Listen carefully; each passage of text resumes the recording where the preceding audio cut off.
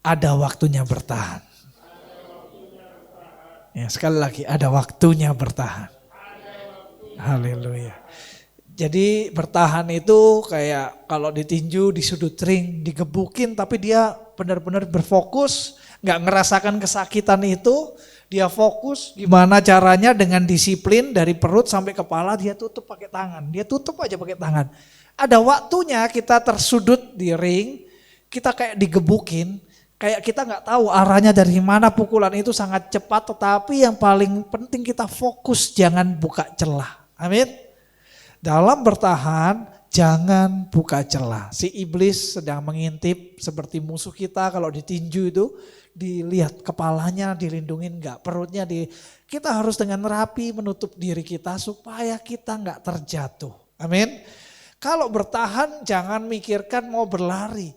Kalau bertahan memikirkan bagaimana cara berdiri, tetap berdiri. Yang ketiga ada musim berlari, ada musim berjalan. Dalam kehidupan juga seperti itu. Kita sebagian besar dalam hidup kita itu sebenarnya kita berjalan. Betul?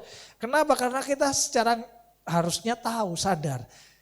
Dengan kita berjalan kita bisa menempuh jarak yang lebih jauh. Kita jalan ini 5 km bisa loh, tanpa latihan. Sekali jalannya 5 km bisa. Saya sama Bugem kemarin jalan-jalan gitu kan. Nggak sadar, satu hari bisa 15.000 langkah. Rekornya berapa Bugem? 20.000? 15? Nah, 15.000 itu berapa kilo? Padahal nggak pernah latihan kita. Tapi 15.000 langkah bisa. Nah, kalau saya sama Bugem berlari belum tentu bisa 15.000 langkah. Betul? Kalau nggak percaya coba nanti dari sini pulang ke rumah masing-masing lari aja paling 50 meter udah cengap. Tapi kalau berjalan kita bisa jauh. Amin. Jadi kita harus saat ini diingatkan Tuhan, perhatikan speed kita. Speed kita. Kalau lagi ada masalah, dari mentalitas kita, pola pikir kita, demikian juga kaki kita, badan kita, nafas kita, persiapkan. Kita sedang ada dalam kesesakan, persiapkan segala sesuatunya dengan sebaik-baiknya, prepare. Sehingga ketika kita di tengah masalah, kita tetap bertahan. Bertahan itu pertama tentang mental, katakan mental. Jadi kayak petinju tadi saya bilang, dipukul tergantung mental. Kalau orang gak pernah dipukul, badannya sama mungkin, kekuatan badannya mungkin sama, latihannya sama. Tapi orang yang gak pernah sparring partner, gak pernah ngerasain pukulan, begitu dipukul sekali, itu dia kaget, dia terkejut, dia akan shock. Respon badannya akan benar-benar bisa terjatuh, bisa megangin perut karena kesakitan. Tetapi orang yang terlatih, tiap hari dipukul, dia akan ngerti. Itu tetap sakit buat dia, tapi dia bisa tetap bertahan karena dia bersiap. Jadi cara pertahanan paling benar adalah persiapkan diri. Katakan persiapkan diri. Next. Yang pertama, bertahan adalah bukti iman. Dicoba dibaca sama-sama. 2, 3.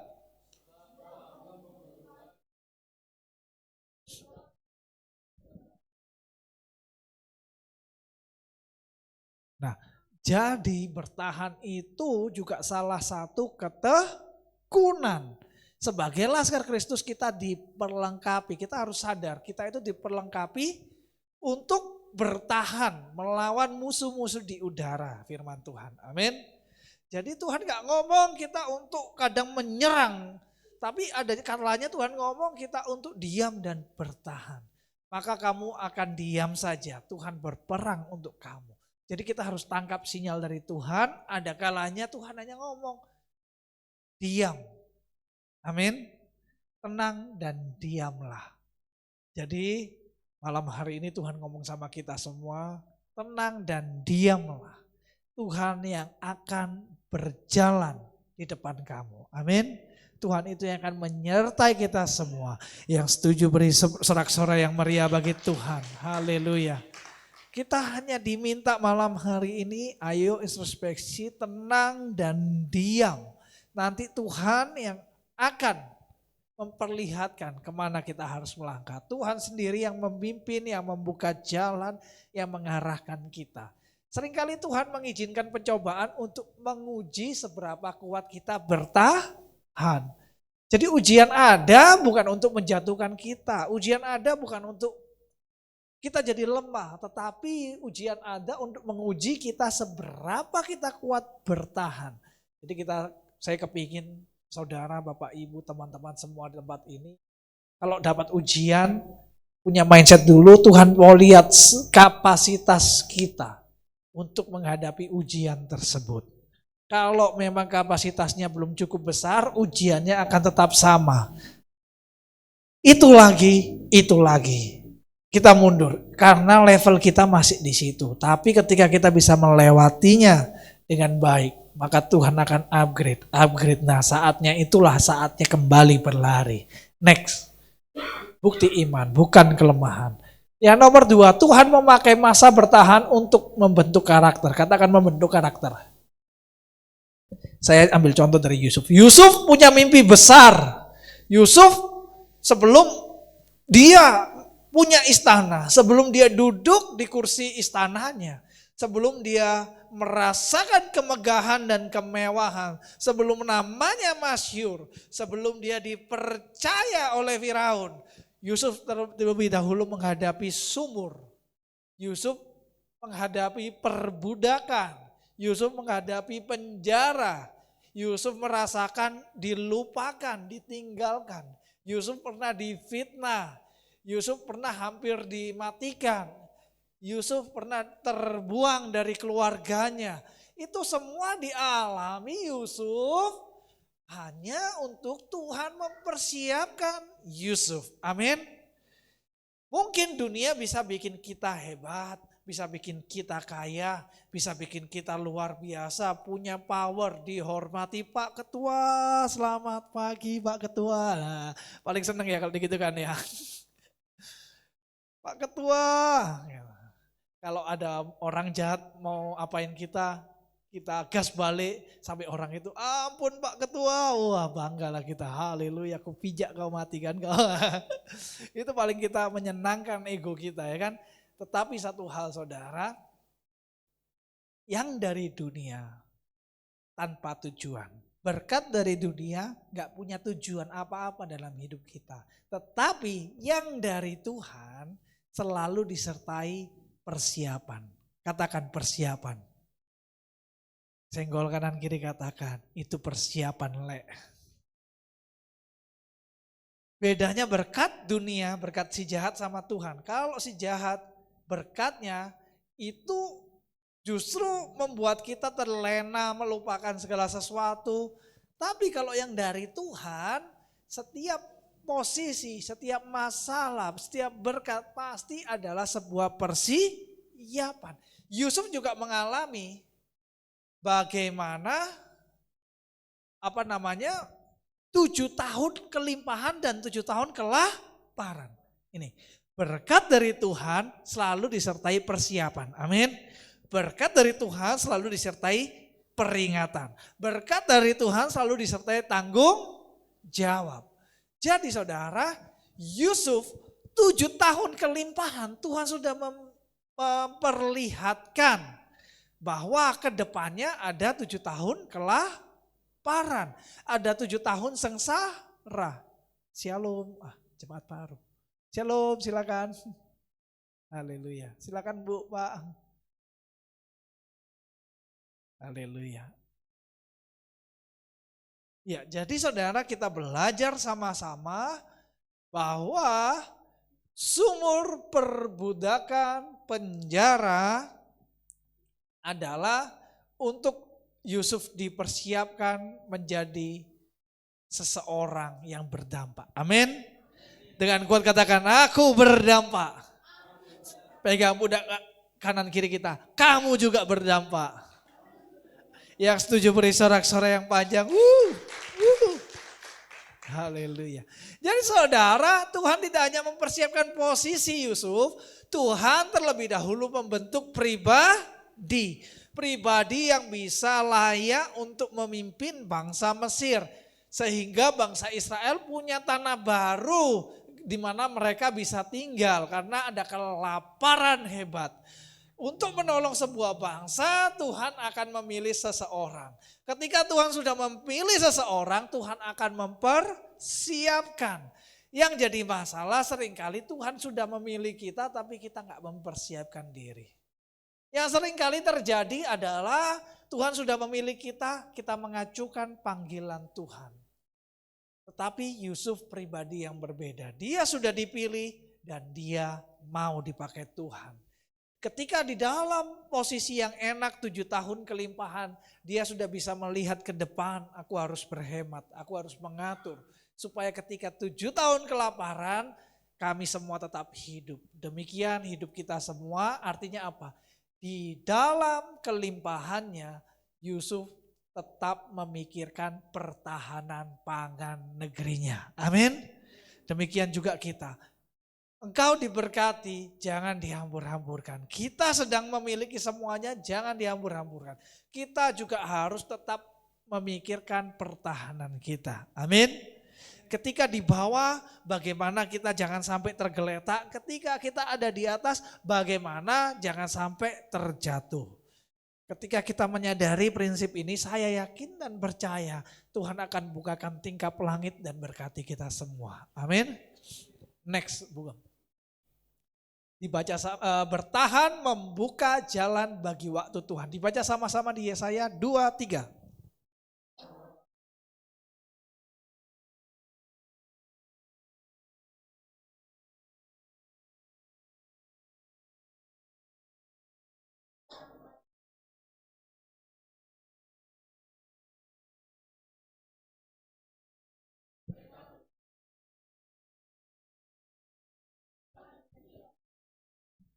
Amin. Orang-orang muda menjadi lelah dan lesu, tetapi orang yang menantikan Tuhan dapat kekuatan baru. Kadang ada waktunya bertahan ini kita itu menantikan bantuan. Amin. Ada yang tersesat di hutan, ada yang tergelincir ke jurang. Yang harus pertama kita lakukan bukannya mencari jalan keluar, kita makin tersesat. Bukannya meronta-ronta meminta pertolongan. Ketika pertolongan belum datang, yang dengar kita cuma monyet di tengah hutan. Amin. Jadi yang satu-satunya bisa kita lakukan memikirkan bagaimana caranya saya bertahan hidup. Amin. Senggol kanan kiri. Mari pikirkan kayak mana caranya kita tetap hidup.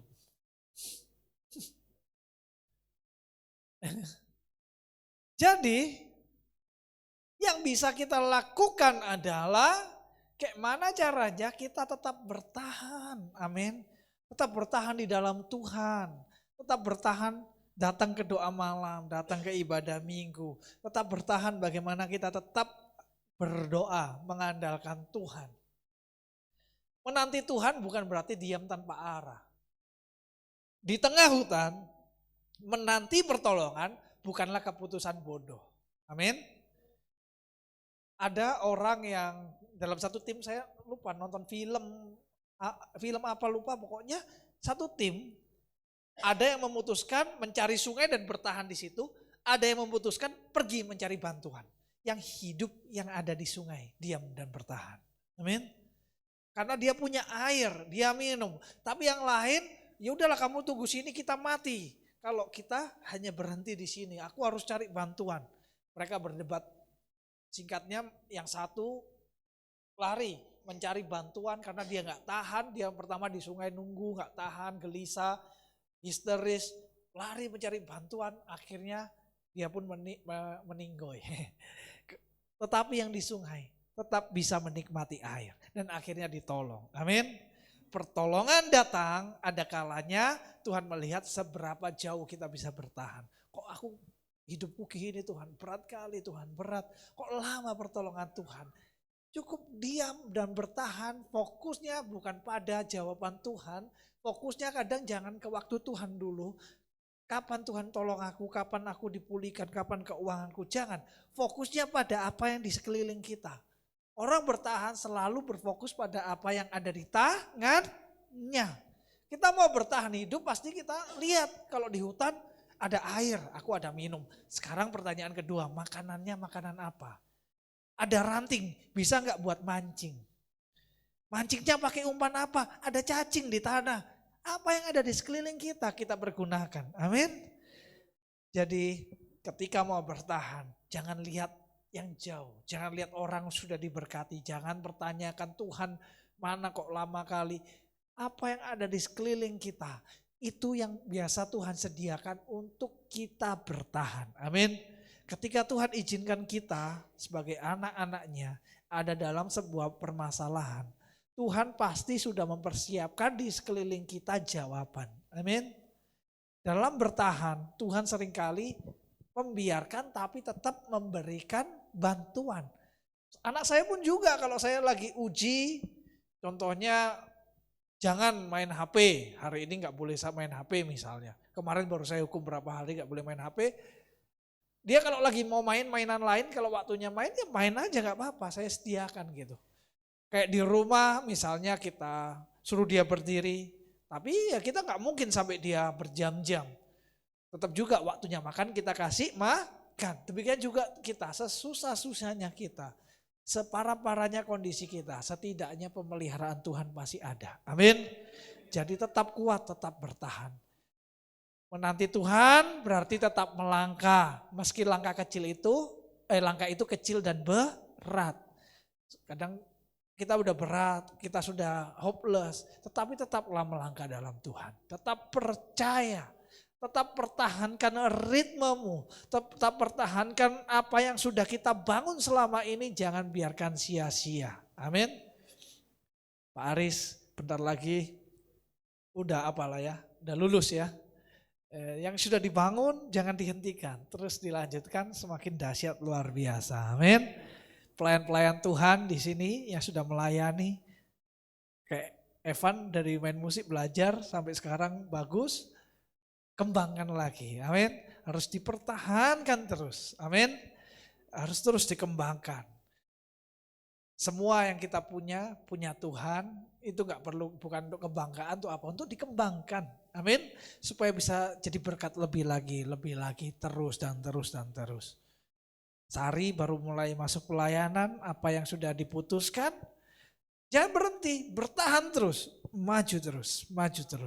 Amin. Yang setuju beri sorak-sorai yang dahsyat bagi Tuhan. Next.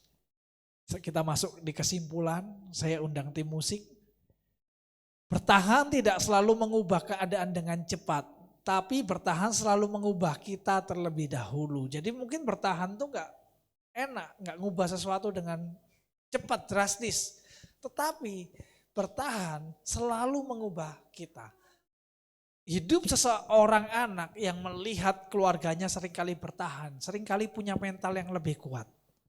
Daripada anak yang dari kecil melihat bapaknya mungkin udah kaya, kerja makan enak, tidur enak, gak pernah susah payah.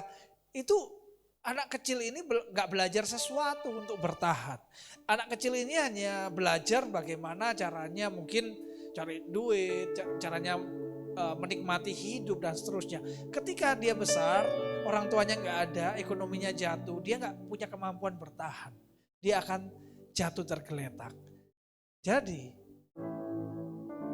memang bertahan gak mengubah keadaan dengan cepat, tapi bertahan selalu mengubah orang tersebut. Orang yang sedang bertahan selalu akan mengalami perubahan, mengalami perkembangan, mengalami peningkatan. Mindsetnya, kekuatannya, kemauannya, persistensinya, kegigihannya. Dan seringkali orang yang tetap berdiri di musim sulit adalah orang yang Tuhan percayakan untuk berdiri di musim kemenangan. Amin. Siapa di sini yang rindu jadi pemenang, lambaikan tangan. Beri sorak-sorai bagi Tuhan.